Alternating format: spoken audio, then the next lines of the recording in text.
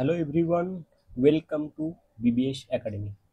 তোমাদের সবাইকে বিবিএস একাডেমির নতুন একটি ভিডিও সিরিজে স্বাগত জানাই।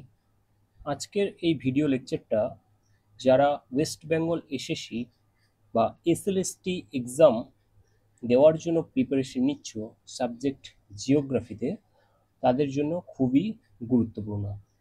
আজকের এই ক্লাসে আমরা জিওটেকটনিক্স অর্থাৎ ভূগঠনবিদ্যার বিশেষ কয়েকটি গুরুত্বপূর্ণ এবং সম্ভাব্য প্রশ্ন নিয়ে আলোচনা করব। তো দেরি না করে চলো আজকের ভিডিওটা শুরু করা যাক। তো প্রথমে আমাদের যে কোশ্চেনটা রয়েছে, বেনি অফ জোন বলতে কি বোঝায়? ওকে, তো প্রথম যে অপশনটা রয়েছে দেখো, মহাসাগরের কেন্দ্রে রিফটিং জোন, সাবডাকশন অঞ্চল, সমুদ্র তল সম্প্রসারণের স্থান, ম্যাগমা চেম্বারের ওপরের অংশ। ওকে, এখানে আমাদের ইংলিশেও রয়েছে, যারা বাংলাতে বুঝতে পারছো না কিছু কিছু টার্ম, সেগুলো তুমি ইংলিশেও দেখে নিতে পারো যে what does the Benioff zone represent. Benioff zone কি রিপ্রেজেন্ট করে? এখানে রয়েছে rift zone in the middle of the oceans, deep earthquake zone along subduction areas, এবং mid oceanic spreading centre, upper boundary of magma chamber. Okay, তো আমরা যদি একটু বেনি of নিয়ে আলোচনা করতে যাই, তাহলে বেনি অফ জোনটা কিন্তু সাবডাকশন অঞ্চলের সাথে সম্পর্কিত। ওকে, এবং এই সাবডাকশন অঞ্চলটা কি, দেখো এবারে আমরা একটু এক্সপ্লেনেশনে যাই। এই যে ছবিটা দেখতে পাচ্ছ, এখানে কিন্তু আমাদের এই বেনি অফ জোন বা সাবডাকশন জোনটা রয়েছে। ওকে, অর্থাৎ যখন দুটো পাত বা প্লেট অভিমুখে সম্প্রসারণ করবে, দুটো পাত যখন অভিমুখে সম্প্রসারণ করবে, বা আমরা বলতে পারি কনভার্জেন্ট প্লেট বাউন্ডারি বরাবর। ওকে, তো কনভার্জেন্ট প্লেট বাউন্ডারি বরাবর যেই প্লেটটা খুব ভারী হবে, অর্থাৎ সেটা বিশেষ করে ভারী আমরা বলতে পারি মহাসাগরীয় প্লেট। মহাসাগরীয় প্লেটটা ডেনসিটি খুব বেশি হয় এবং এই প্লেট খুব ভারীও হয়, ঘনত্বও খুব বেশি হয়। তাই জন্য এটা কি করে, যে হালকা প্লেট অর্থাৎ মহাদেশীয় প্লেটের নিচে কি করে না, সাবডাক্ট করে বা নিমজ্জিত হয়। ওকে, এই নিমজ্জিত অঞ্চলটাকেই বলা হয় বেনি অফ জোন, বা বলতে পারি আমরা সাবডাকশন অঞ্চল। ওকে, আরেকটা তথ্য তোমরা মনে রাখবে যে এই সাবডাকশন অঞ্চল বরাবর কিন্তু যে অ্যাঙ্গেলটা আসে, বা যে অ্যাঙ্গেলে এই প্লেটটা, যে মহাসাগরীয় প্লেটটা সাবডাক্ট করে মহাদেশীয় প্লেটের নিচে, সেটা কিন্তু 45 ডিগ্রি অ্যাঙ্গেল হয়ে থাকে। তোমাদের এটা পরীক্ষাতেও অনেক সময় আসতে পারে যে কত ডিগ্রি অ্যাঙ্গেলে মহাসাগরীয় প্লেটটা সাবডাক্ট করে মহাদেশীয় প্লেটের নিচে। ওকে, এছাড়াও কিছু ইনফরমেশন এখানে দেওয়া রয়েছে বেনি অফ জোন সম্পর্কে। এবং আরও দেখো এখানে একটা রয়েছে যে আমরা যদি এই প্লেটটা দেখি কতটা পরিমাণ সাবডাক্ট হতে পারে, কতটা গভীর পর্যন্ত যেতে পারে, সেটা কিন্তু আমরা বলতে পারি যে ম্যাক্সিমাম 700 কিলোমিটার পর্যন্ত কিন্তু এই প্লেটটা সাবডাক্ট হয়ে যেতে পারে। ওকে, এছাড়াও এখানে কিছু ইনফরমেশন আছে, তোমরা দেখে নেবে।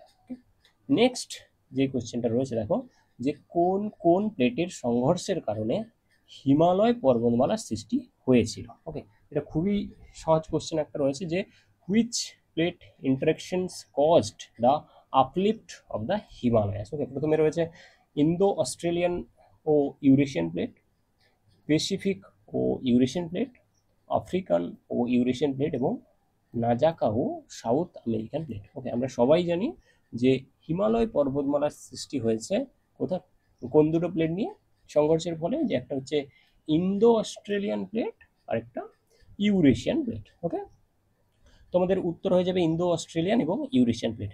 এবারে দেখো একটু ইনফরমেশন এখানে জেনে রাখো, যে হিমালয় পর্বতমালা যে সৃষ্টি হয়েছে সেটা কত না 5 কোটি বছর আগে। ওকে, 5 কোটি বলতে আমরা বলতে পারি যে 50 মিলিয়ন, 50 মিলিয়ন বছর আগে ভারতীয় এবং অস্ট্রেলীয় প্লেট, বা আমরা বলতে পারি ভারতীয় প্লেট এবং ইউরেশীয় প্লেটের সংঘর্ষের কারণে কিন্তু আমাদের এই যে হিমালয় পর্বতমালা সেটা সৃষ্টি হয়েছে। এখানে দেখো ছবিতে আমরা দেখতে পাচ্ছি যে ওয়ার্ল্ড ওয়াইড যে সকল প্লেটগুলো রয়েছে, কিছু মেজর প্লেট রয়েছে, কিছু মাইনর প্লেট রয়েছে। আমাদের ইন্ডিয়ান বা ইন্ডো অস্ট্রেলিয়ান প্লেট যে রয়েছে, এই লাইন বরাবর আমরা এই যে গ্রিন কালারের যেটা দেওয়া রয়েছে, এটা হচ্ছে আমাদের ইন্দো অস্ট্রেলিয়ান প্লেট, এবং এই উপরে যে পিঙ্ক কালারের দেখতে পাচ্ছ এটা হচ্ছে ইউরেশিয়ান প্লেট। ওকে, এই ইন্দো অস্ট্রেলিয়ান প্লেটটা নর্থ ওয়ার্ড মুভমেন্টের কারণে কিন্তু এই ইউরেশিয়ান প্লেটের সাথে ধাক্কা খায় এবং এখানে কি হয় না হিমালয় পর্বতমালার সৃষ্টি হয় কত না এটা 50 মিলিয়ন বছর আগে। ওকে, নেক্সট যে কোশ্চেনটা রয়েছে দেখো যে সমুদ্রের নিচে স্ল্যাব পুলিং, ওকে, একটা ইম্পর্টেন্ট টার্ম এখানে রয়েছে যে স্ল্যাব পুল বা স্ল্যাব পুলিং কোন প্রক্রিয়ার ফল। ওকে, আমরা যদি একটু অপশানগুলো দেখতে যাই, দেখো যে প্লেটের পার্শ্বীয় প্রবাহ, হটস্পট থেকে লাভা প্রবাহ, ঘন সাবডাক্টিং প্লেটের ওজন, ম্যান্টলের উত্তপ্ত কনভেকশন সেল। ওকে, একটু ইংলিশটা আমি বলে দিচ্ছি যে what primarily caused slab pull in oceanic lithosphere. Okay, যে স্ল্যাব পুলিংটা হয় সেটা কোন প্রক্রিয়ার ফল। ওকে, এখানে আমি যদি অ্যান্সারটা দেখতে যাই, অ্যান্সারটা হবে কি না ঘন সাবডাক্টিং প্লেটের ওজন। ওকে, এবার কেন সেটা একটু দেখো, এখানে আমি এক্সপ্লেন করে দিচ্ছি। যখন কনভার্জেন্ট প্লেট বাউন্ডারি বরাবর দুটো প্লেট একে অপরের দিকে অভিমুখে আসে এবং কি হয় না আমরা জানি যে যেটা ঘনত্ব বেশি যেই প্লেটের এবং যেটা ভারী হয় সেটা হালকা প্লেটের তলায় কি করে না নিমজ্জিত হয়। একটু আগে আমরা দেখে নিই সেটাকে কি বলে, সেটাকে বলে সাবডাকশন বা সেই জোনটাকে বলা হয় সাবডাকশন জোন। এই সাবডাকশন জোন বরাবর এখানে দেখো যে প্লেটটা নিমজ্জিত হয়েছে এই প্লেটটা কি হয় না খুব নিচের দিকে চলে যায় এবং ওই নিচের দিকে যাওয়ার কারণে এটা যেহেতু ভারী হওয়ার জন্য ঘনত্ব বেশি হওয়ার জন্য এর ওপর কি করে না গ্র্যাভিটেশনাল ফোর্স কাজ করে এবং গ্র্যাভিটেশনাল ফোর্স যখন এই প্লেটের উপর কাজ করে এই প্লেটটা গ্র্যাভিটেশনাল ফোর্সের কারণে আরো নিচের দিকে নিমজ্জিত হতে থাকে। ওকে, এবং এই প্রসেসটাকে বলা হয় কিনা ডাউন ওয়েলিং। যখনই এই প্লেটটার উপর গ্র্যাভিটেশনাল ফোর্স কাজ করে ও নিচের দিকে যেতে থাকে তখন এইটাকে বলা হয় স্ল্যাব পুল বা স্ল্যাব পুলিং, যেটা মেন কজ কি হচ্ছে না এটার ওজন বা এটার ডেনসিটি। ওকে, এটা ভারী হওয়ার জন্য কি হয় এর উপর গ্র্যাভিটেশনাল ফোর্সটা খুব বেশিভাবে কাজ করে। ওকে, তাই জন্য এটাকে বলা হয় কি না স্ল্যাব পুলিং। এই প্রসেসটাকে আমরা বলতে পারি স্ল্যাব পুলিং। ওকে, এখানে দেখো আরো আমাদের কিছু ইনফরমেশন রয়েছে, তোমরা এটা কিন্তু দেখে নেবে ভালো করে যে স্ল্যাব পুল ঘটে যখন একটি ঘন ও ঠান্ডা মহাদেশীয় টেকটনিক প্লেট একটি কনভার্জেন্ট বাউন্ডারিতে অন্য একটি পাতের নিচে সাবডাক্ট করে। ওকে, অর্থাৎ এই সাবডাকশনের সাথেই রিলেটেড এবং কনভার্জেন্ট প্লেট বাউন্ডারির সাথে রিলেটেড কিন্তু আমাদের স্ল্যাব পুল। ওকে, নেক্সট যে কোশ্চেনটা রয়েছে দেখো যে ট্রান্সফর্ম প্লেট বা ট্রান্সফর্ম ফল্ট সাধারণত কোন অঞ্চলের সাথে সম্পর্কিত। ওকে, তো অপশানগুলো দেখে নাও একটু। প্রথমে বলেছে হিমবাহ অঞ্চল, দেন বলেছে সাবডাকশন অঞ্চল, দেন বলেছে স্যান আন্দ্রিয়াস ফল্ট, দেন বলেছে কোরের অভ্যন্তরে। ওকে, আমরা যদি দেখি এই ট্রান্সফর্ম ফল্টটা কি? ট্রান্সফর্ম ফল্ট হচ্ছে যখন দুটো প্লেট একে অপরের পাশাপাশি মুভ করবে, এটা হয়তো এদিকে চলে যাচ্ছে, এ হয়তো এদিকে পাস করে চলে যাচ্ছে। ওকে, যখন পাশাপাশি দুটো প্লেট মুভ করে তখন সেটাকে আমরা কি বলি না ট্রান্সফর্ম ফল্ট বাউন্ডারি।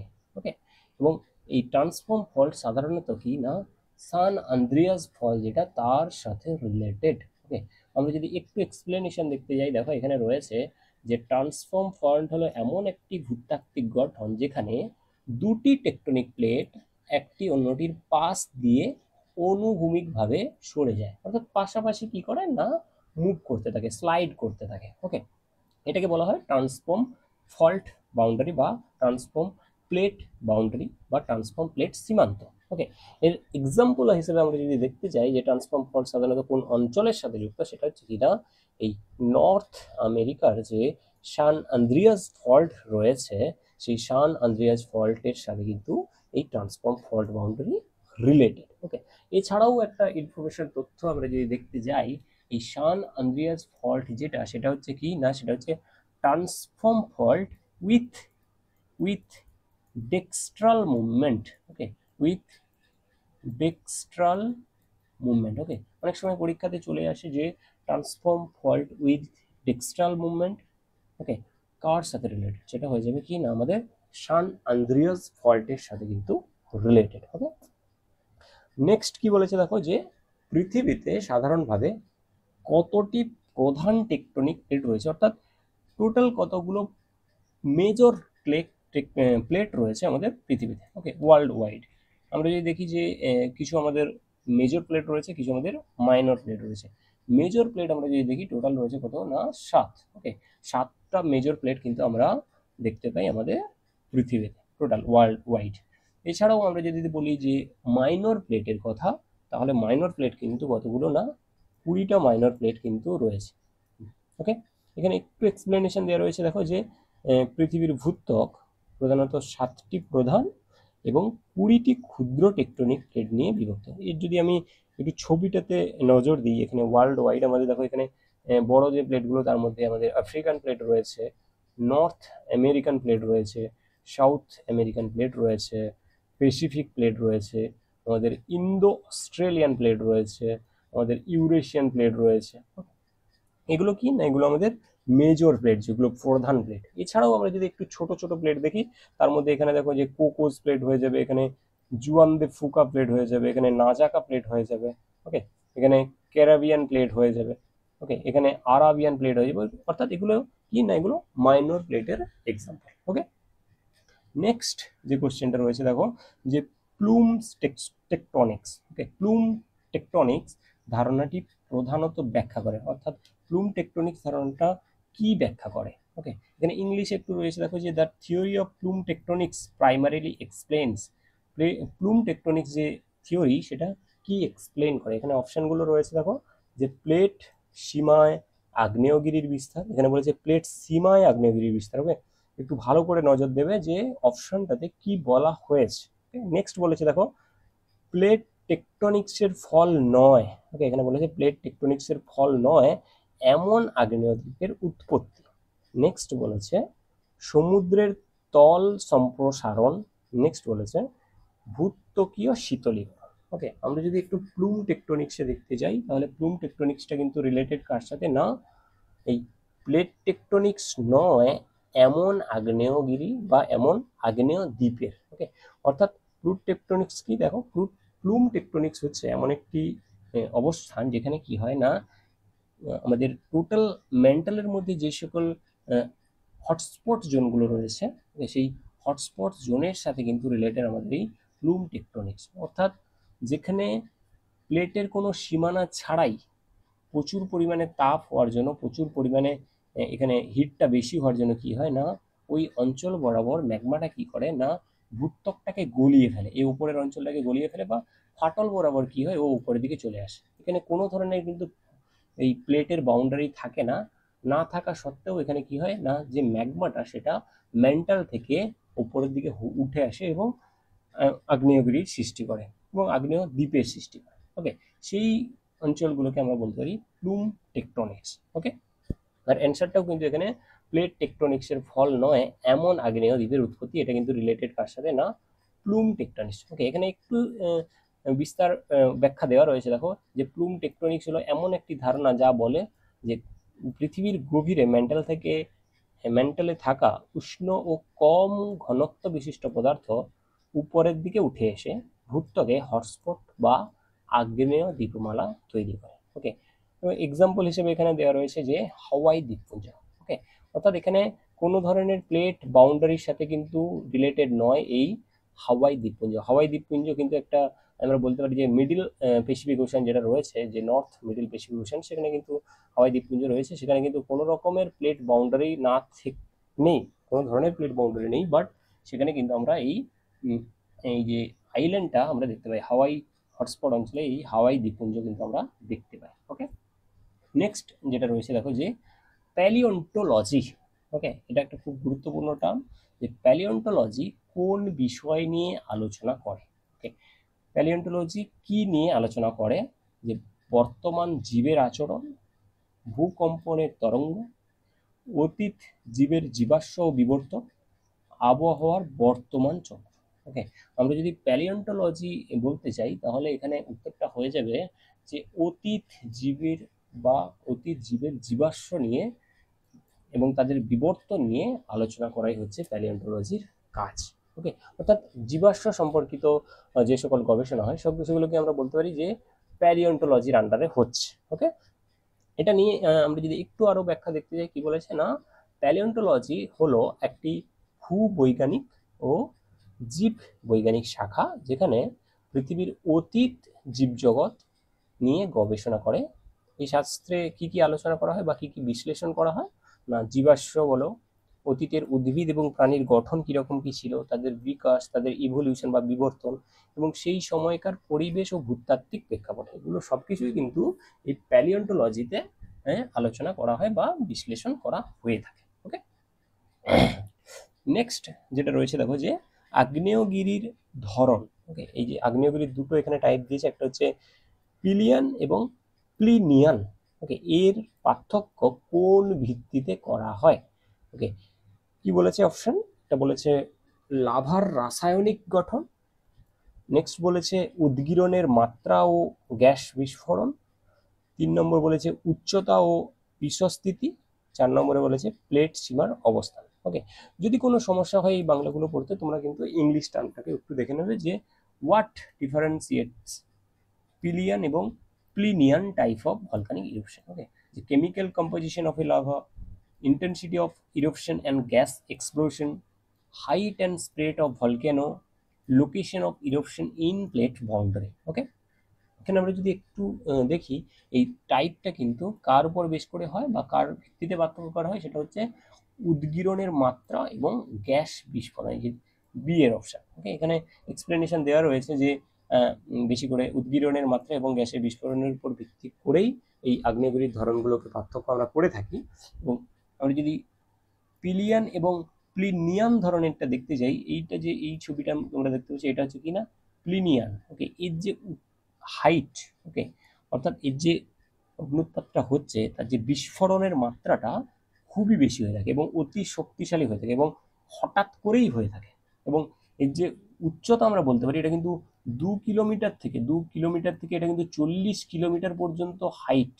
ওকে, অর্থাৎ আকাশে, খোলা আকাশেও 2 কিলোমিটার থেকে 40 কিলোমিটার পর্যন্ত কিন্তু উচ্চতা পর্যন্ত এর যে মেঘটা, এর যে বিস্ফোরণটা, সেটা কিন্তু যেতে পারে আকাশে। ওকে, এবং এছাড়াও যেটা রয়েছে পিলিয়ানটাও আমরা বলতে পারি অনেকটা কম হয়ে থাকে, এতটা হাইট পর্যন্ত যায় না। ওকে, বাট এটা ধ্বংসাত্মক হয়ে থাকে। এই যে দেখতে পাচ্ছি এটা, অর্থাৎ এটা গ্রাউন্ড লেভেলে কিন্তু প্রচুর পরিমাণে ধ্বংসাত্মক হয়ে থাকে। ওকে, এটা আমরা বলতে পারি যে আগ্নেয়গিরির ধরন যেটা পার্থক্য করা হয় এই দুটোকে, পিলিয়ান এবং প্লিনিয়ান, সেটা হচ্ছে উদ্গীরণের মাত্রা এবং গ্যাসের বিস্ফোরণ। ওকে, নেক্সট যেটা রয়েছে দেখো যে কোথায় প্লেট সীমানা ছাড়াও আগ্নেয়গিরির কার্যকলাপ দেখা যায়। একটু আগে আমরা একটা কোশ্চেনে দেখে এসেছিলাম, এই রিলেটেড একটা কোশ্চেন ছিল।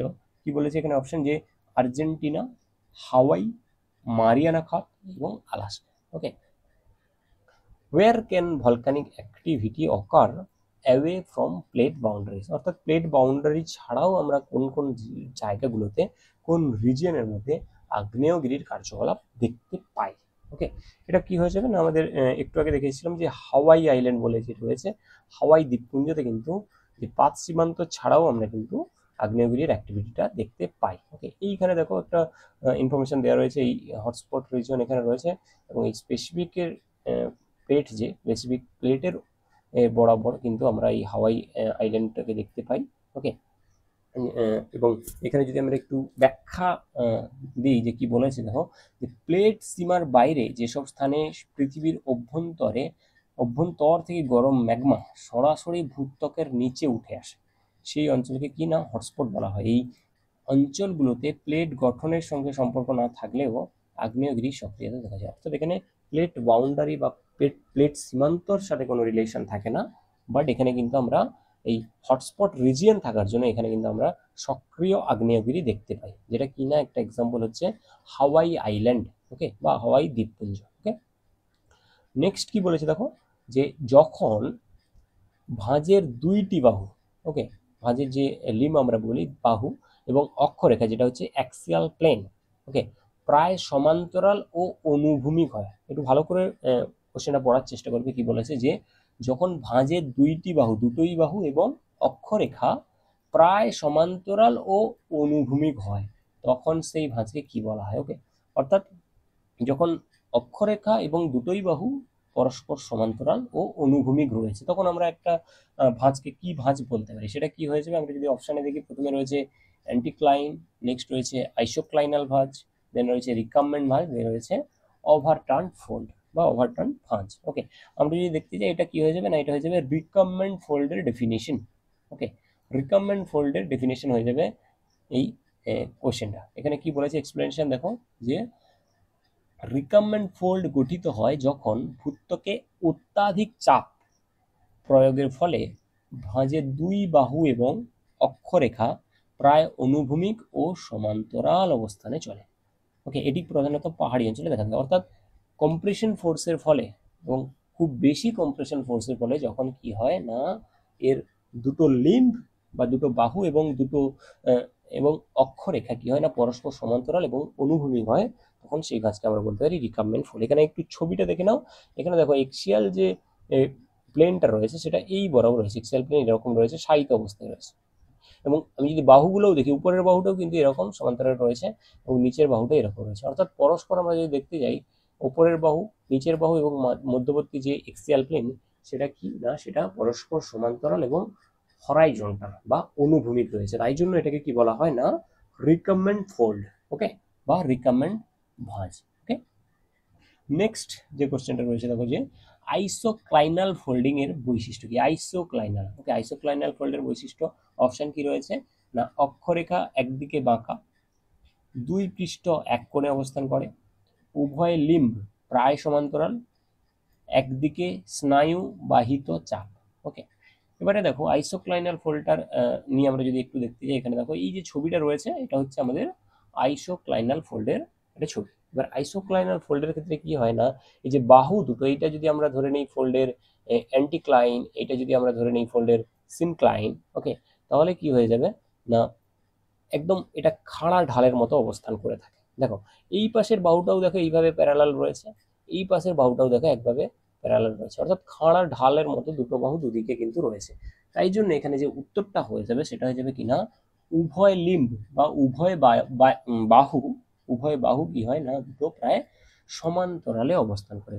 কোন ক্ষেত্রে না, এই আইসোক্লাইনাল ফোল্ডিং এর ক্ষেত্রে দুটো বাহু পরস্পর সমান্তরালে কিন্তু অবস্থান করে থাকে। এছাড়াও আমরা যদি দেখি, এখানে একটু ব্যাখ্যা রয়েছে, বৈশিষ্ট্য রয়েছে আইসোক্লাইনাল ফোল্ডের, যে ভাঁজের দুই বাহু প্রায় সমান্তরাল হয়, উভয় লিম্ব একই দিকে হেলে থাকে, এক্সিয়াল প্লেন খাড়া এবং হেলানো হতে পারে, সাধারণত উচ্চ তাপ ও চাপের অঞ্চলে গঠিত হয় এই ধরনের আইসোক্লাইনাল ফোল্ড। ওকে, নেক্সট যেটা রয়েছে, যে magnetic anomaly, magnetic anomaly strips সমুদ্রের তলদেশে কোথায় সর্বাধিক স্পষ্ট হয়ে থাকে? ওকে, ইংলিশে কি বলেছে দেখো, যে where are magnetic anomaly stripes most clearly visible. Okay, magnetic অ্যানোমালিটা সমুদ্রের তলদেশে কোথায় সর্বাধিক স্পষ্ট লক্ষ্য করা যায়, সেটা কি হবে? প্রথমে অপশন বলেছে সাবডাকশন জোন বরাবর, হটস্পট জোন বরাবর, মিড ওশানিক রিজ বরাবর এবং মহাদেশীয় সিল্ক বরাবর। ওকে, আমরা যদি একটু দেখতে যাই ম্যাগনেটিক অ্যানোমালি, তাহলে কিন্তু আমরা দেখবো যে মিড ওশান রিজ বরাবর কিন্তু এটা খুব স্পষ্টভাবে আমরা দেখতে পাই কিনা ম্যাগনেটিক অ্যানোমালি স্ট্রিপস। ওকে, একটু বিস্তৃতি ব্যাখ্যা যদি আমরা দেখতে যাই, কি বলেছে দেখো, সমুদ্রের তলদেশে বিশেষ করে মাঝ সমুদ্রীয় রিজ অর্থাৎ মিড ওশানিক রিজ বরাবর কি হয় না, নতুন ভূত্বক সৃষ্টি হয়।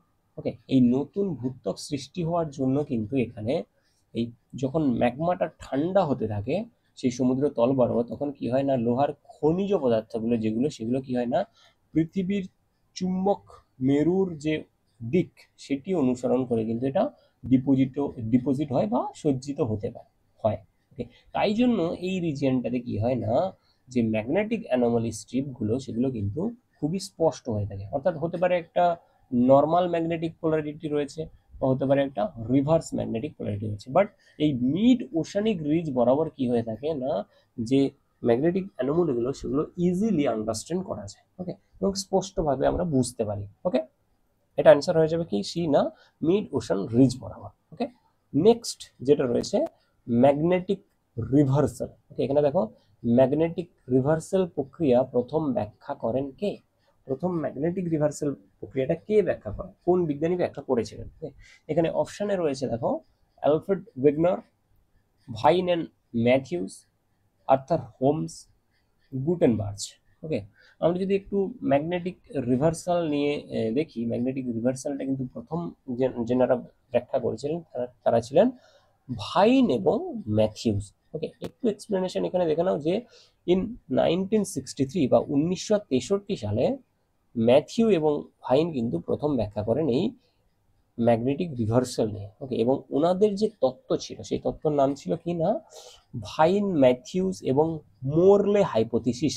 ওকে, এই তত্ত্বে ওনারা কিন্তু এই ম্যাগনেটিক রিভার্সাল নিয়ে প্রথম আলোচনা বা ব্যাখ্যা করেছিলেন। এবং ওনারা স্টাডি করেছিলেন কি না এই যে মিড ওশানিক রিজ বরাবর যে ম্যাগনেটিক স্ট্রিপগুলো, সেই ম্যাগনেটিক স্ট্রিপগুলো অনুসরণ করে, সেই ম্যাগনেটিক স্ট্রিপগুলো স্টাডি করে ওনারা কি করেছিলেন না ভাইন, ম্যাথিউ এবং মোটলে হাইপোথিসিস দিয়েছিলেন। এবং সেখানেই ওনারা কিন্তু প্রথম এই ম্যাগনেটিক রিভার্সাল প্রক্রিয়াটাকে ব্যাখ্যা করেন। ওকে, নেক্সট যেটা রয়েছে দেখো যে ওফিওলাইট সুইট বলতে কি বোঝায়। ওকে, এটা খুব গুরুত্বপূর্ণ টার্ম। এখানে কি বলেছে না প্রথমে রয়েছে মহাদেশীয় শিলার ধরন, দেন বলেছে রিফট ভ্যালির উপাদান, দেন বলেছে সাবডাকশন অঞ্চলে মহাসাগরীয় ভূত্বক ও ম্যান্টলের অংশের অনবৃত অঞ্চল বা অবস্থান। 4 নম্বরে বলেছে প্লেটের মধ্যবর্তী আগ্নেয় শিলা। ওকে, এর যদি আমরা একটু দেখতে যাই অ্যান্সারটা কি, তাহলে দেখো এখানে বলেছে যে সাবডাকশন অঞ্চলে মহাসাগরীয় ভূত্বক ও ম্যান্টলের অংশের অনবৃত অবস্থানটাই হচ্ছে কিনা অফিওলাইট সুইট।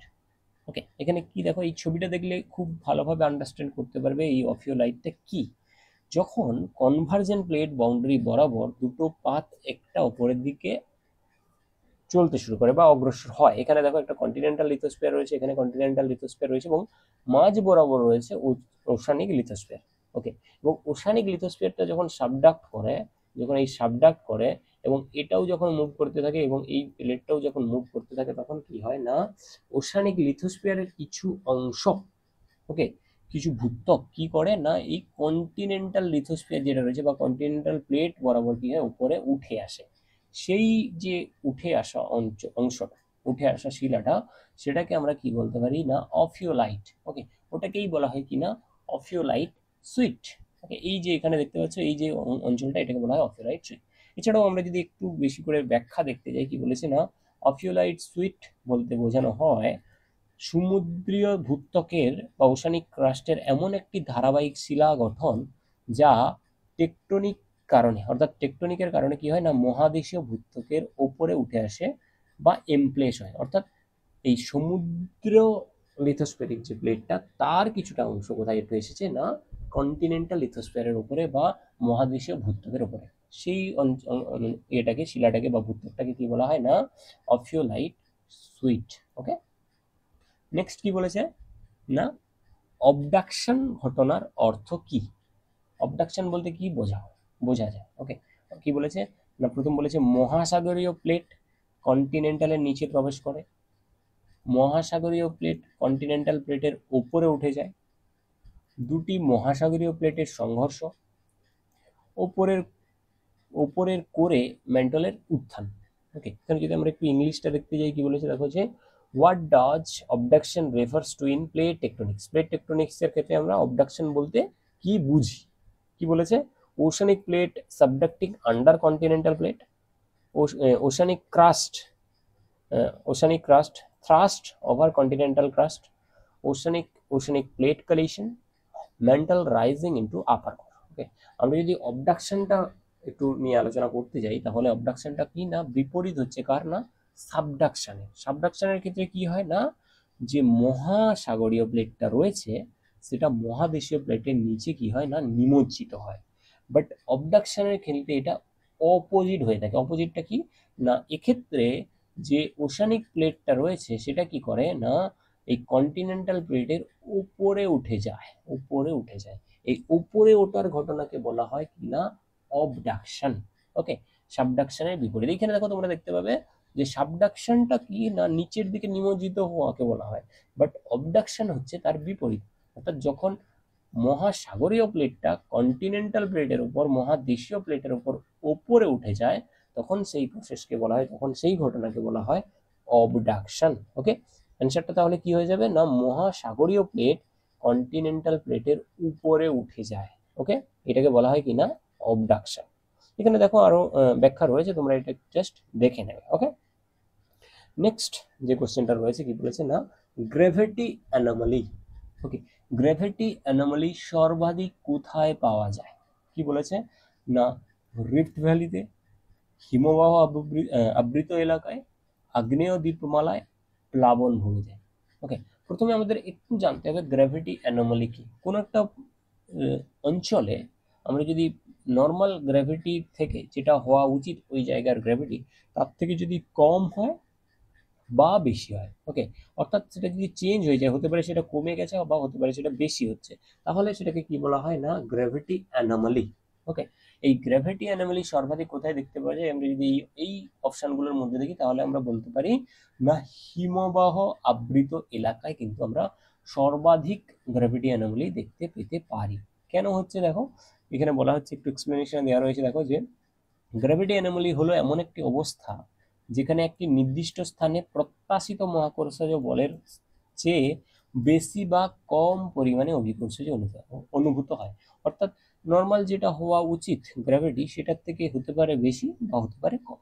ওকে, এটা বিশেষ কারণে হতে পারে যে ভূত্বক এবং যে অভ্যন্তরের ঘনত্ব, ভূত্বকের যে ঘনত্ব বা ডেনসিটি, সেটা যদি চেঞ্জ হতে থাকে, সেটা যদি আলাদা হয়, তাহলে কিন্তু এই গ্র্যাভিটি অ্যানোমালি দেখতে পাওয়া যায়। ওকে, এবারে দেখো এখানে কি বলেছে যে হিমবাহ আবৃত অঞ্চলগুলোতে অতীতে বরফের ভারে, অর্থাৎ বরফে যে ওয়েট ছিল, যে ভারটা ছিল, তার ফলে কি হয় না, ভূত্বক নিচের দিকে দেবে গিয়েছিল বা নিচের দিকে কি না কম্প্রেস হয়ে গেছিল। ওকে, এবং সেটাকে কি বলা হয় না, নর্মালি গ্লেশিয়াল আইসোস্টেসি আমরা বলতে পারি। এবং ওই গ্লেশিয়াল আইসোস্টেসির ফলে কি হয় না, পরবর্তীকালে যখন বরফ গলে যায়, ওকে, পরে বরফ গলে যাওয়ার ফলে ওই ভূত্বক সম্পূর্ণভাবে আগের অবস্থায় ফিরে আসে না। অর্থাৎ বরফ থাকার জন্য যে সাবডাক্ট হয়ে গেছিল, যে নিমজ্জিত হয়ে গেছিল অঞ্চলটা, সেটা কিন্তু বরফ গলে যাওয়ার পর আর স্বাভাবিক অবস্থায় ফিরে আসে না। ওকে, এই কারণের জন্য কিন্তু ওই অঞ্চলে গ্র্যাভিটি অ্যানোমালি সর্বাধিক দেখতে পাওয়া যায়। ওকে, তাই জন্য এখানে উত্তর হয়ে যাবে কি না, হিমবাহ আবৃত এলাকা। ওকে, নেক্সট যে কোশ্চেনটা রয়েছে সেটা কি না, দেখো যে ফ্লেক্সজারাল আইসোস্টেসি। ওকে, ফ্লেক্সজারাল আইসোস্টেসি দেখা যায় কোথায়? কি বলেছে না, টেকটনিক প্লেটের কম্প্রেশন সীমানায়, হিমবাহ গলনের পরে মহাদেশীয় ভারসাম্যে, আগ্নেয়গিরির কেন্দ্রে, 4 নম্বরে বলেছে প্লেটের উপর চাপ কমে গেলে। ওকে, এই ফ্লেক্সার আইসোস্টেসি আমরা যদি একটু দেখতে যাই, দেখো এখানে বলেছে কি না, 1 নম্বরটা হয়ে যাবে আমাদের উত্তর। ওকে, যে টেকটনিক প্লেটের কম্প্রেশনাল সীমানায়। ওকে, বাট এখানে আমাদের একটু জানতে হবে যে ফ্লেক্সারাল আইসোস্টেসিটা কি। ওকে, এখানে তোমরা একটু ছবি দেখতে পাচ্ছ, এই জোনটা, এটা হচ্ছে আমাদের ফ্লেক্সারাল আইসোস্টেসির কনসেপ্ট। ওকে, এখানে কি বলেছে দেখো যে ফ্লেক্সারাল আইসোস্টেসি হলো এমন একটি প্রক্রিয়া যেখানে ভূত্বক কোনো ভার, অর্থাৎ ভূত্বকের যে ওজন, যেমন বলতে পারি আমি হিমবাহর ওজন ভূত্বকের উপরে, পর্বতের ওজন, বা কোনো সেডিমেন্ট ডিপোজিট হচ্ছে তার ওজন, ওকে, যখন বহন করে তখন শুধুমাত্র ওই যে ডিপ্লেসমেন্ট, অর্থাৎ ওই ভূত্বকের যে ডিপ্লেসমেন্ট হচ্ছে সেটা শুধুমাত্র ভার্টিক্যাল নয়, শুধুমাত্র ভার্টিক্যাল নয় বা শুধুমাত্র খাড়া নয়, বরং আড়াআড়িও কিন্তু বা হরাইজেন্টালও কিন্তু আমরা ডিসপ্লেসমেন্ট দেখতে পাই বা আমরা বাঁক দেখতে পাই। সেই বাঁকটাকেই কি বলা হয় না, ফ্লেক্স। ওকে, আর এই প্রসেসটাকে কি বলা হয় না, ফ্লেক্সারাল আইসোস্টেসি। ওকে, এই ছবিতে দেখতে পাবে যে ভূত্বকের ওপর কোনো ভার বা ভারী কিছু জিনিস থাকার জন্য কি হয় না, দুটো দিকে কি হয় না, অবনমিত হয়। একটা হচ্ছে ভার্টিক্যাল আর একটা হচ্ছে তোমার হরাইজন্টাল বা আড়াআড়ি। এই দুটো ভাগে দুটো দিকে যখন হচ্ছে, বেন্ড করছে বা ফ্লেক্স করছে, তখন সেটাকে কি বলা হয় না, ফ্লেক্সারাল আইসোস্টেসি। ওকে, এছাড়াও আমরা যদি এর রিজিয়ন অঞ্চলগুলো দেখতে যাই, অর্থাৎ কোন কোন অঞ্চলে এই ফ্লেক্সারাল আইসোস্টেসিটা দেখা যায়, সেটা হচ্ছে কি দেখো, প্লেটের প্রান্ত, অর্থাৎ পাহাড় গঠনের সময় যে প্লেটের প্রান্ত বরাবর, সেখানে কিন্তু আমরা দেখতে পাই যে যেমন হিমালয় সংলগ্ন ভূমি ধীরে ধীরে নিচে বসে যায়।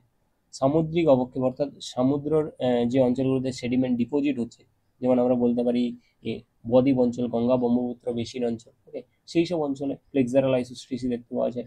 এবং হিমবাহ গলে যাওয়ার পরে আমরা ওই রিজিয়নটা, অর্থাৎ ভূত্বক ধীরে ধীরে উপরের দিকে উঠে আসতে থাকে, সেই রিজিয়নেও আমরা দেখতে পারি। এছাড়াও আমরা বলতে পারি সাবডাকশন জোন বরাবর কিন্তু যখন আইল্যান্ড আর্ক এরিয়া যেগুলো হয়, যেখানে প্লেট বেঁকে অবস্থান করে, সেই সব জায়গাতে কিন্তু আমরা ফ্লেক্সারাল আইসোস্টেসি দেখতে পেতে পারি। ওকে, নেক্সট কি বলেছে দেখো যে লরেশিয়া ও গন্ডোয়ানার বিভাজনের সময়কাল কবে শুরু হয়?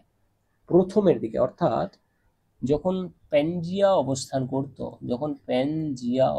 করত, এই প্যানজিয়া অবস্থানের সময় প্রথম লরেশিয়া এবং গন্ডোয়ানাল্যান্ড বিভাজন যে হয়েছিল তার সময়কাল কি ছিল সেটা এখানে জিজ্ঞেস করেছে। 1 নম্বরে রয়েছে ক্যাম্ব্রিয়ান পিরিয়ড, 2 নম্বরে রয়েছে ট্রায়াসিক পিরিয়ড, 3 নম্বরে রয়েছে কার্বনিফেরাস পিরিয়ড এবং 4 নম্বরে রয়েছে জুরাসিক পিরিয়ড। আমরা যদি একটু টাইম স্কেলটা নিয়ে দেখি তাহলে দেখব যে কার্বনিফেরাস পিরিয়ডের সময় কিন্তু সবগুলো একত্রিত অবস্থায় ছিল। ওকে, সেটাকে আমরা কি বলতাম না, প্যানজিয়া, অর্থাৎ সম্মিলিত যে মহাদেশগুলো, একত্রিত যে মহাদেশ, সেটাকে আমরা বলতে পারি কি না, প্যানজিয়া। এবং সেটা কত না, মেবি 350 মিলিয়ন বছর আগে কিন্তু সেটা ছিল, যেটা কার্বনিফেরাস পিরিয়ডে। বাট যদি আমরা দেখি বিভাজনটা কখন শুরু হয়েছে, ব্রেকিংটা কখন শুরু হয়েছে, সেটা হয়ে যাবে কি না, ট্রায়াসিক পিরিয়ড। ওকে, অর্থাৎ এই ট্রায়াসিক পিরিয়ডটা কি না 200 মিলিয়ন বছর আগে কিন্তু অবস্থিত ছিল এই ট্রায়াসিক পিরিয়ড। ওকে, এর যদি আমরা একটু এক্সপ্লেনেশন দেখতে যাই, এখানে রয়েছে দেখো যে প্রাচীন মহাদ্বীপ প্যানজিয়া ট্রায়াসিক যুগে প্রায় 200 মিলিয়ন বছর আগে কিন্তু দুই ভাগে বিভক্ত হতে শুরু করে। ওকে, এবং যে উপরের যেটা উত্তর অংশ বা যেটা নর্দার্ন হেমিস্ফিয়ারে অবস্থান করে যে অঞ্চলটা, সেটাকে বা যে ল্যান্ডমাসটা, সেটাকে বলা হয় কিনা লরেশিয়া। এইখানে দেখো ছবিতে দেখতে পাই লরেশিয়া নর্দার্ন হেমিস্ফিয়ারে অবস্থান করছে, এবং সাউদার্ন হেমিস্ফিয়ারে যে ল্যান্ডটা অবস্থান করেছিল সেটা হয়ে যাবে কিনা গন্ডোয়ানা ল্যান্ড। ওকে, এই যে এটা দেখতে পাচ্ছি এটা হচ্ছে গন্ডোয়ানা ল্যান্ড। ওকে, এবং এই লরেশিয়া এবং গন্ডোয়ানা ল্যান্ড বিভক্ত হয় প্রথম কবে না, এই ট্রায়াসিক পিরিয়ডে। ওকে, নেক্সট যেটা রয়েছে দেখো যে লিথোস্ট্যাটিক প্রেসার। ওকে, লিথোস্ট্যাটিক প্রেসার প্রতি কিমি গভীরতায় কতবার বৃদ্ধি পায়?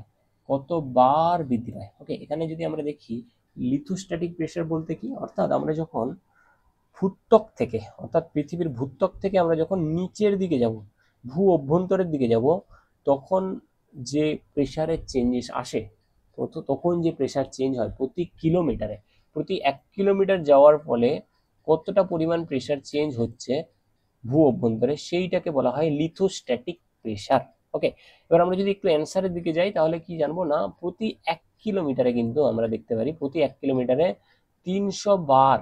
ওকে, প্রতি 1 কিলোমিটারে কিন্তু লিথোস্ট্যাটিক প্রেসারের যে চেঞ্জ হয় সেটা 300 বার পার কিলোমিটার হয়ে থাকে। ওকে, এখানে দেখো একটু এক্সপ্লেনেশন দেওয়া রয়েছে যে লিথোস্ট্যাটিক প্রেসার অর্থাৎ লিথোস্ট্যাটিক চাপ হলো কি না, ভূত্বকের ওপরে সমস্ত শিলাস্তরের ওজনের কারণে নিচের শিলার ওপর যে চাপ পড়ে, অর্থাৎ ওপরের যে শিলাস্তর তার চাপের ফলে নিচের দিকে যে চাপটা বৃদ্ধি পেতে থাকে, সেটাই হয়ে যাচ্ছে কি না লিথোস্ট্যাটিক প্রেসার। এবং প্রতি 1 কিলোমিটারে এটা কিন্তু 300 বার চেঞ্জ হতে থাকে, অর্থাৎ 300 বার হয়ে যায়। ওকে, এবং সেটা ডিপেন্ড করে কার উপর না, ওই ঘনত্বের উপর, যে যে শিলাস্তরটা রয়েছে, যে ভূত্বকে একটা আলাদা ঘনত্ব রয়েছে, ম্যান্টেলের একটা আলাদা ঘনত্ব রয়েছে, সেই ঘনত্বের উপরে কিন্তু এই প্রেসারটা ডিপেন্ড করে। ওকে, নেক্সট যেটা রয়েছে দেখো যে পর্যায়িত স্তরায়ন। ওকে, বা আমরা বলতে পারি এটাকে যে গ্রেডেড ব্রিডিং।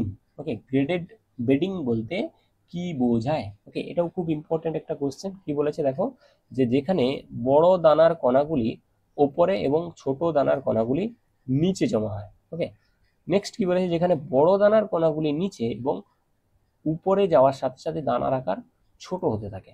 নেক্সট বলেছে যেখানে সব দানার আকার সমান এবং সমানভাবে স্তর বিন্যাস ঘটে।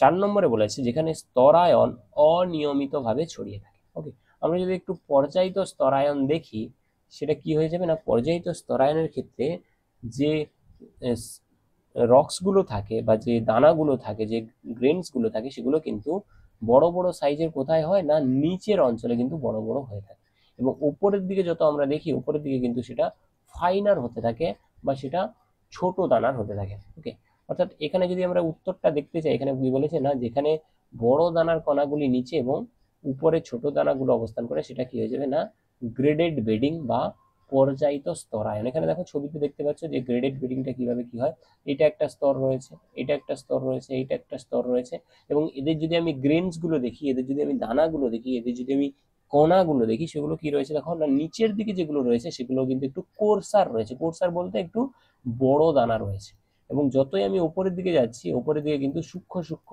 ছোট দানা হয়ে যাচ্ছে। ওকে, এইটাকে কি বলা হয় না, এটাকে বলা হয় গ্রেডেড বেডিং বা পর্যায়িত স্তরায়ন। ওকে, এখানে একটু ব্যাখ্যা রয়েছে, তোমরা এটাকে দেখে নেবে। ওকে, নেক্সট কি বলেছে দেখো, যে অসামঞ্জস্য সমতল বা আনকনফর্মিটি প্লেন, ওকে, বলতে কি বোঝায়? আনকনফর্মিটি প্লেন বলতে কি বোঝায়? কি বলেছে অপশন, যে এমন একটি স্তর যেখানে শিলার স্তর সমূহ ধারাবাহিকভাবে গঠিত হয়েছে। 2 নম্বরে বলেছে দুটি শিলাস্তরের মধ্যে একটি ব্যবধান বা ভূতাত্ত্বিক বিরতি। 3 নম্বরে বলেছে এমন একটি স্তর যেখানে শিলাগুলি সমান্তরালভাবে বিন্যস্ত। 4 নম্বরে বলেছে এমন একটি স্তর যেখানে খনিজ পদার্থের সঞ্চয় ঘটে। ওকে, আমরা যদি একটু অসামঞ্জস্য সমতল নিয়ে দেখি তাহলে কি হয়ে যাবে না, এটা একটা ভূতাত্ত্বিক বিরতি আমরা বলতে পারি, বা দুটো শিলাস্তরের মধ্যে একটি ব্যবধান অঞ্চল আমরা বলতে পারি। ওকে, এই 2 নম্বর যেটা রয়েছে সেই দুটি শিলাস্তরের মধ্যে ব্যবধান অঞ্চল বা ভূতাত্ত্বিক বিরতি, সেটা কিন্তু এখানে আমাদের অ্যান্সার হয়ে যাবে। এবং আমরা যদি একটু এক্সপ্লেনেশন এখানে দেখতে যাই, একটু যদি আমরা ব্যাখ্যা দেখতে যাই, তাহলে কি বলেছে না, অসামঞ্জস্য সমতল হলো ভূত্বকের একটি পৃষ্ঠ বা স্তর যেখানে দুটি ভিন্ন বয়সের শিলাস্তরের মধ্যে সময়গত ব্যবধান বা ভূতাত্ত্বিক বিরতি লক্ষ্য করা যায়। ওকে, এবং এছাড়াও আমরা যদি দেখি এখানে 3 ধরনের এখানে রয়েছে, যে আনকনফর্মিটি যে প্লেন, সেটা 3 ধরনের হয়ে থাকে। এখানে দেখো একটা রয়েছে ডিসকনফর্মিটি, অ্যাঙ্গুলার আনকনফর্মিটি এবং নন কনফর্মিটি। ওকে, এগুলো এর টাইপ।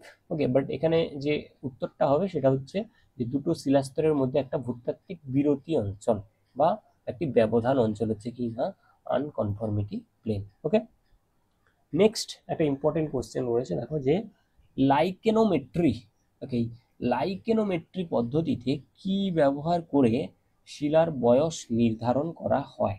ওকে, আমরা যদি লাইকেনোমেট্রি দেখি তাহলে লাইকেনোমেট্রিতে কি ব্যবহার করা হয় শিলার বয়স নির্ধারণ করার জন্য? অপশান বলেছে প্রথমে জীবাশ্ম, দেন বলেছে গাছের বার্ষিক বৃত্ত, 3 নম্বরে বলেছে ছত্রাকের বৃদ্ধি, 4 নম্বরে বলেছে পাথরের ঘনত্ব। ওকে, আমরা যদি লাইকেনোমেট্রি দেখি সেখানে কি করা হয় না, ছত্রাকের বৃদ্ধির উপর বেশ করে আমরা শিলার বয়স নির্ধারণ করি।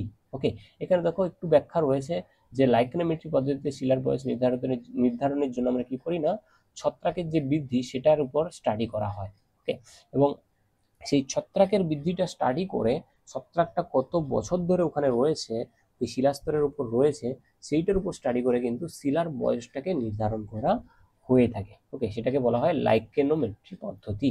ওকে, এখানে দেখো একটু ব্যাখ্যা রয়েছে, সেটা কি বলেছে, যে লাইকেনোমেট্রি হলো একটি জৈব ভূতাত্ত্বিক পদ্ধতি যেখানে শিলার পৃষ্ঠে জন্মানো ছত্রাকের ব্যাস এবং আকার পরিমাপ করে সেই শিলা বা পাথরের এক্সপোজার বা খোলা হয়ে থাকার সময়কাল নির্ধারণ করা হয়। অর্থাৎ এই যে শিলা, কোনো একটা শিলা এক্সপোজড হয়েছে কখন, এবং সেই শিলার মধ্যে যে লাইকেনগুলো, যে ছত্রাকগুলো জন্ম নিয়েছে, তাদের আকার, তাদের ব্যাস, সেগুলো স্টাডি করে ওই শিলার বয়স নির্ধারণ করার যে পদ্ধতি, ওকে, সেটাকে কি বলা হয় না, লাইকেনোমেট্রি। ওকে, নেক্সট কি বলেছে দেখো, যে ডেন্ড্রোক্রোনোলজি। ওকে, ডেন্ড্রোক্রোনোলজি কোন উপাদান বিশ্লেষণের মাধ্যমে অতীতের জলবায়ু বা সময়কাল নির্ধারণের একটি পদ্ধতি? আমরা যদি দেখি ডেন্ড্রোক্রোনোলজি কার সাথে রিলেটেড, সেটা হচ্ছে কি না, এখানে অপশন 4টা রয়েছে। একটা হচ্ছে শিলাস্তর, 2 নম্বরে রয়েছে হিমবাহ, 3 নম্বরে রয়েছে গাছের বার্ষিক বৃত্ত, 4 নম্বরে রয়েছে জীবাশ্ম। ওকে, এখানে আমরা যদি দেখি ডেন্ড্রোক্রোনোলজি, সেটা কিন্তু রিলেটেড কার সাথে না, গাছের বার্ষিক বৃত্ত বা ট্রি রিংসের যে গ্রোথ, ওকে, ট্রি রিংসের যে বৃদ্ধি, সেইটার সাথে কিন্তু রিলেটেড কার না, এই ডেন্ড্রোক্রোনোলজি। ওকে, এখানে দেখো একটু এক্সপ্লেনেশন আমরা যদি দেখে নিই, কি বলেছে না, ডেন্ড্রোক্রোনোলজি হলো একটি বৈজ্ঞানিক পদ্ধতি যেখানে গাছের কাণ্ডে প্রতি বছর গঠিত বৃত্ত বা রিং বিশ্লেষণ করে কিন্তু আমরা স্টাডিটা করে থাকি, যে কোন সময়কাল বা অতীতের যে সময়কাল সেখানে কি ধরনের জলবায়ুটা অবস্থান করেছিল। ওকে, অর্থাৎ এইখানে দেখো এই যে একটা ট্রি ট্রাঙ্ক, ওকে, ট্রির কাণ্ডকে কেটে সেইটার যে বার্ষিক বৃদ্ধি হয়েছে, এই যে রিং টাইপ যে জোনগুলো, এই বার্ষিক বৃদ্ধির উপর কিন্তু স্টাডি করে বোঝা যায় অতীতে ওই সময় কি ধরনের ওয়েদারটা ছিল, ড্রাই সিজন ছিল না রেনি সিজন ছিল না আদার্স কিছু। ওকে, সেইগুলো কিন্তু স্টাডি করা হয় এই ডেন্ড্রোক্রোনোলজিতে, যেটা গাছের বার্ষিক বৃদ্ধির সাথে রিলেটেড বা সম্পর্কিত। ওকে, নেক্সট আমরা যদি দেখি, এখানে দেখো রয়েছে যে কার্বন 14 এর অর্ধ আয়ু কত। ওকে, কার্বন 14 এর অর্ধ আয়ু কত? এখানে অপশন রয়েছে 4000 বছর, 5000 বছর, 5770 বছর, 6000 বছর। ওকে, আমরা যদি দেখি কার্বন 14 এর অর্ধ আয়ু বা what is the half life of carbon 14, ওকে, সেটা হয়ে যাবে কি না 5770 বছর। ওকে, এখানে আমি যদি দেখি এক্সপ্লেনেশন কি রয়েছে না, অর্ধায়ুটা জিনিসটা কি? অর্ধায়ু বলেছে যে অর্ধায়ু বা হাফ লাইফ বলতে বোঝায় কোনো তেজস্ক্রিয় পদার্থের পরিমাণ অর্ধেক হতে যত সময় লাগে। অর্থাৎ একটা তেজস্ক্রিয় পদার্থ তার অর্ধেক হয়ে যাওয়া, তার পরিমাণটা অর্ধেক হয়ে যেতে যতটা সময় লাগে সেটাকে বলা হয় কিনা অর্ধ আয়ু বা হাফ লাইফ। ওকে, কার্বন 14 এর তাই হাফ আয়ু বা হাফ লাইফ বা অর্ধ আয়ু বলতে আমরা যে বছরকে বুঝি সেটা হচ্ছে কিনা 5770 বছর। ওকে, এই 5770 বছরে কিন্তু এই C14 যেটা হচ্ছে কার্বন 14 অর্ধেক হয়ে যায়। ওকে, এটা হচ্ছে কার্বন 14 এর অর্ধেক। নেক্সট কি বলেছে দেখো যে আইসোস্ট্যাসি। আইসোস্ট্যাসি শব্দটি প্রথম কে ব্যবহার করেন? ওকে, আইসোস্ট্যাসি শব্দটি কে প্রথম ব্যবহার করেন? এখানে অপশন রয়েছে প্রথম Dutton, Harry Hess, Matthews, Alfred Wegener. Okay, আমরা যদি দেখি আইসোস্ট্যাসি শব্দ, তাহলে আইসোস্ট্যাসি প্রথম ইউজ করেন কে না ডাটন।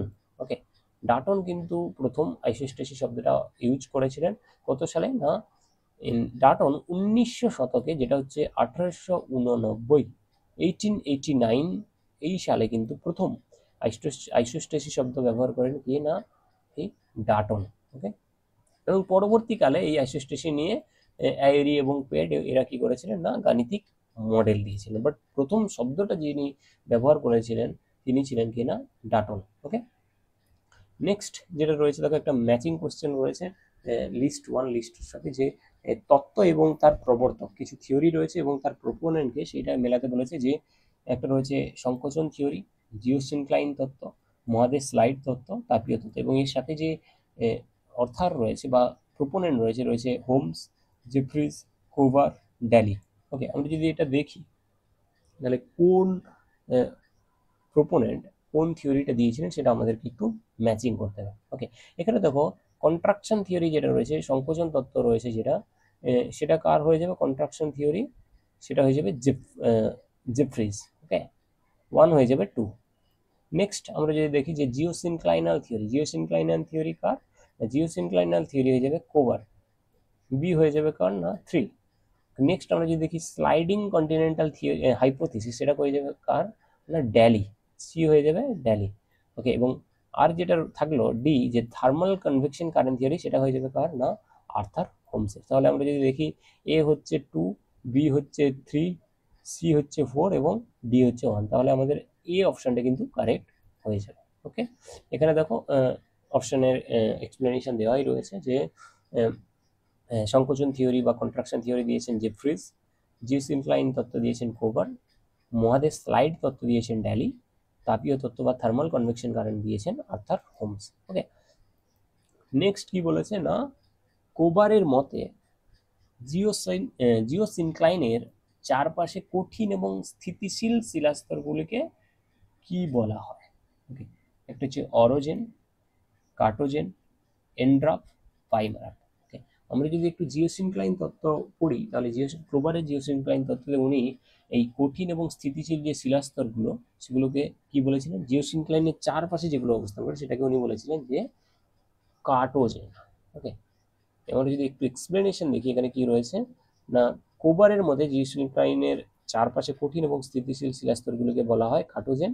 এবং আমরা যদি একটু ছবি দেখি এখানে দেখো যে এইটা হচ্ছে সেডিমেন্ট ডিপোজিশনের অঞ্চল, এখানে সেডিমেন্ট ডিপোজিশন হয়, এবং এই যে পার্শ্ববর্তী অঞ্চল, ওকে, এই পার্শ্ববর্তী যে অঞ্চল এই পোর্শনটা এবং এই পোর্শনটা এটা কিন্তু কার্টোজেন অঞ্চল। ওকে, এবং এই দিক থেকে কিন্তু কম্প্রেশন ফোর্স কাজ করে কোথায় না এই জিওসিনক্লাইনাল সেডিমেন্ট ডিপোজিশনের ওপর। ওকে, এই পার্শ্ববর্তী যে স্থিতিশীল এবং শিলা যেগুলো কঠিন শিলা সেগুলোকে কি বলে নাম দিয়েছেন না কার্টোজেন, কোভার নাম দিয়েছেন কার্টোজেন। ওকে, নেক্সট কি রয়েছে না প্লিস্টোসিন যুগে 4টি হিমবাহ পর্যায় চিহ্নিত করা হয়।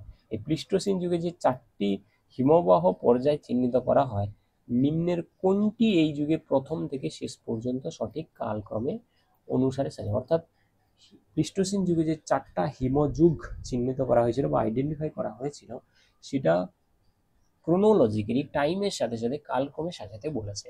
ওকে, আমরা একটু দেখি কি বলেছে না।